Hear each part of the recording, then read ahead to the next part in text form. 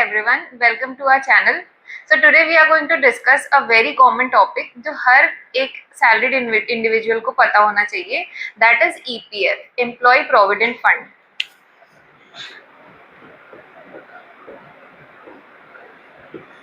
So EPF basically क्या होता है, इससे हम कैसे कैलकुलेट करते हैं और किस किस के लिए ज़रूरी है, कैसे पार्शियल विड्रॉल होता है या फुल विड्रॉल होता है, ये सब हम लोग देखेंगे. So let's see what is EPF. तो basically it's a retirement saving scheme जो कि मैनेज करता है EPFO, बिकॉज हर स्कीम को मैनेज करने के लिए एक ऑर्गेनाइजेशन होती है. तो EPF is managed by EPFO which is employee provident fund organisation.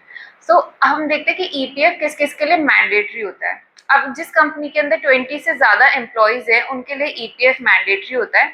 अगर किसी की बेसिक सैलरीज अप टू 15,000 तो उनका EPF कटता है. बट मोस्टली क्या होता है कि सारी कंपनी सारे ही एम्प्लॉयज़ के लिए EPF कार्ड देती है. तो नॉर्मली ऐसे होता है. अब हम देखते हैं कि कितना कितना कॉन्ट्रीब्यूशन करना पड़ता है एम्प्लॉय को EPF के लिए. तो एम्प्लॉय का कॉन्ट्रीब्यूशन प्लस एम्प्लॉयर का कॉन्ट्रीब्यूशन दोनों होता है इसमें. Employee contribution is around 12%. And similarly for employer also it is 12%. But employer का contribution पूरा EPF के towards नहीं जाता है, उसमें 3.6% EPF को जाता है और बाकी 8.33% एम्प्लॉय पेंशन स्कीम में जाता है.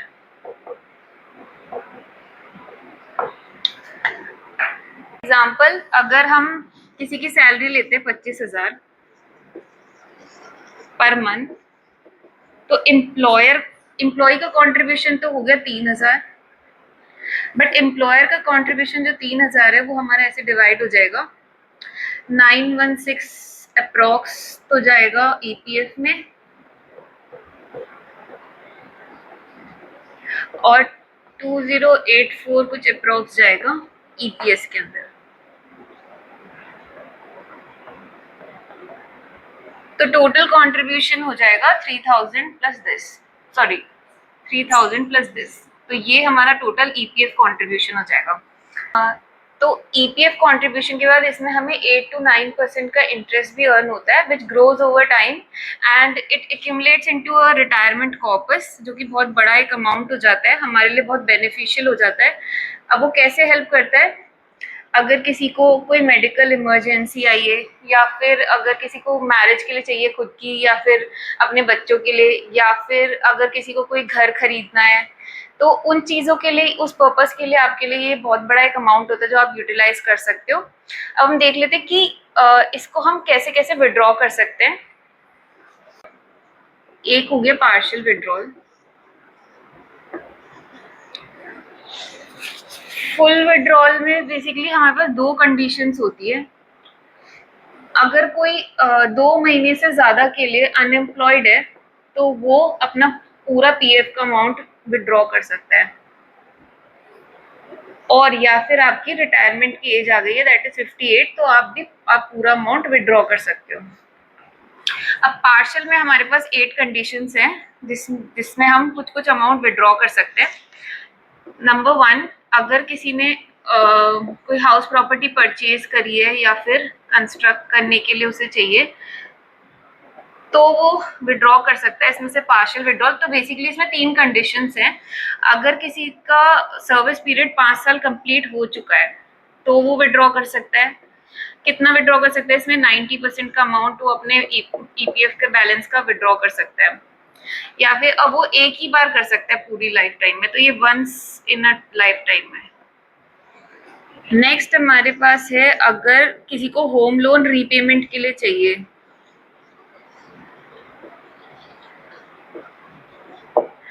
तो अब इसमें आपके पास मिनिमम 10 इयर्स ऑफ सर्विस में हो जाना चाहिए, उसके बाद ही आप पार्शियली विड्रॉ कर सकते हो. नेक्स्ट है, आप 90% अमाउंट विड्रॉ कर सकते हो इसमें से. तीसरा, जो लोन है वो आपके या तो आपकी स्पाउस के या फिर जॉइंट नेम में होना चाहिए. उसके अलावा अगर किसी थर्ड पर्सन के नाम पे होगा तो ये वो अलाउ नहीं करेगा विड्रॉल. तो ये हो गया सेल्फ या स्पाउस या फिर जॉइंट. ठीक है, नेक्स्ट इज रेनोवेशन। अगर आपको घर रेनोवेट करने के लिए चाहिए तो रेनोवेशन में हमारे पास है कि मिनिमम 5 years घर को हो चुके होने चाहिए कंप्लीशन के बाद, उसके बाद ही आप रेनोवेशन के लिए पार्शियल विड्रॉल कर सकते हो। इसमें भी यही है कि 90% तक आप अमाउंट विड्रॉ कर सकते हो। ठीक है, और ये मल्टीपल टाइम्स भी हो सकता है। अब नेक्स्ट है हमारे पास, अगर किसी को एजुकेशन के लिए कुछ अमाउंट चाहिए तो वो भी पार्शियल विड्रॉ हो सकता है। एजुकेशन है कि हम खुद के लिए भी ले सकते हैं, हम अपने चिल्ड्रन के लिए ले सकते हैं, बेसिकली उनकी पोस्ट मैट्रिकुलेशन जो एजुकेशन है उसके लिए। तो हमारे पास इसमें अलाउड होता है 50% तक अमाउंट आप विड्रॉ कर सकते हो, और ये मल्टीपल टाइम्स अलाउड है। ठीक है, नेक्स्ट है हमारे पास मैरिज। अगर खुद की या फिर अपनी बच्चों की शादी के लिए अगर चाहिए तो आप 50% तक विड्रॉ कर सकते हो। मिनिमम 7 years आपको हो जाने चाहिए सर्विस में, तो ये अलाउड है। बस अगर कोई मेडिकल इमरजेंसी होती है तो इसमें कोई मिनिमम सर्विस की जरूरत नहीं है, कोई रिक्वायरमेंट नहीं है, नो मिनिमम सर्विस। इसमें जो अमाउंट आप विड्रॉ कर सकते हो वो होगा will be lower of 6 months wages और एम्प्लॉय का शेयर प्लस इंटरेस्ट, ये होगा। ठीक है, अब नेक्स्ट हमारे पास है, अगर रिटायरमेंट से पहले कोई विड्रॉ करता है, अगर वो 54 years की एज में अगर विड्रॉ कर रहा है तो मिनिमम रिटायरमेंट से 1 साल पहले की कंडीशन होती है, उस पीरियड के विदिन विदिन उसे विड्रॉ करना होता है, और इसमें 90% विड्रॉल अलाउड है। अगर हम अब जॉब स्विच करते हैं तो हमारे पास में एक डाउट होता है कि अब हमारे ईपीएफ का क्या होगा। तो हमारे पास ईपीएफओ के थ्रू एक यूएन नंबर अलॉट होता है, basically it's universal account number. तो ये हमारे पास हर जॉब में सेम रहता है, तो कोई इश्यू नहीं आता। You can just directly ask your employer कि वो आपको लिंक करके दे दे यूएन, तो वो कोई प्रॉब्लम नहीं आएगी। अब आप उमंग पोर्टल या ईपीएफओ पोर्टल पे जाके अपना इंटरेस्ट भी ट्रैक कर सकते हो, अपना ईपीएफ का बैलेंस ट्रैक कर सकते हो, पासबुक वगैरह डाउनलोड कर सकते हो, तो उसमें वो इजी भी हो गया। अब ये जो ईपीएफ है ये एक टैक्स सेविंग स्कीम भी है। इनकम टैक्स में आपको 80C के अंदर इसका डिडक्शन भी मिल जाता है।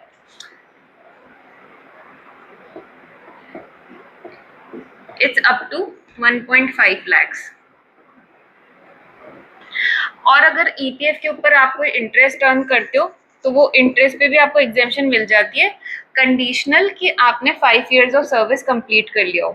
तो बेसिकली जो ईपीएफ है ये ईईई स्कीम है, इसका इन्वेस्टमेंट, इंटरेस्ट और जो मैच्योरिटी अमाउंट है तीनों एग्जेम्प्ट होते हैं।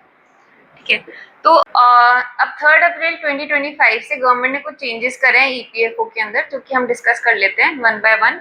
नंबर फर्स्ट की पहले कैंसिल चेक और बैंक पासबुक की जरूरत होती थी विड्रॉल के लिए पीएफ के, बट अब वो गवर्नमेंट ने रिमूव कर दिया, तो वो बहुत ईजियर हो गया एम्प्लॉयज के लिए। नंबर सेकंड कि अगर किसी एम्प्लॉय को पहले विड्रॉ करना था तो उन्हें एम्प्लॉयर की अप्रूवल की जरूरत थी, वो स्टेप रिमूव हो गया। तो अब अगर वो डायरेक्टली चाहे तो वेबसाइट पे जाके विड्रॉल के लिए अप्लाई कर सकते हैं।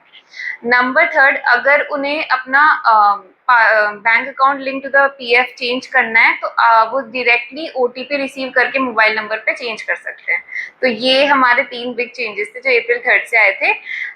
यार ये हंस रही है यार। पीएफ हम, अगर आप अपना विड्रॉल डिले नहीं चाहते हो तो अपना बैंक अकाउंट, पैन और आधार लिंक्ड रखो पीएफ से, तो आपको कोई विड्रॉल में इश्यूज नहीं आएंगे।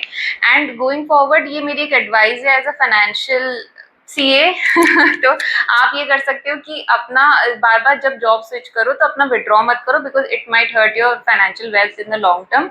एंड बेसिकली आप इसको पीएफ को एज सेविंग्स, फोर्सफुल सेविंग्स मत समझो। बेसिकली आप थोड़ा थोड़ा अमाउंट अगर अपने मंथ में डिपॉजिट करते हो तो it can give you a big peace of mind in the future. So thank you. You can follow more for such content, and also I have started another channel जहाँ पे financial related content होगा, तो you can also follow that, the Learning Ledger by CA Neha. So thank you.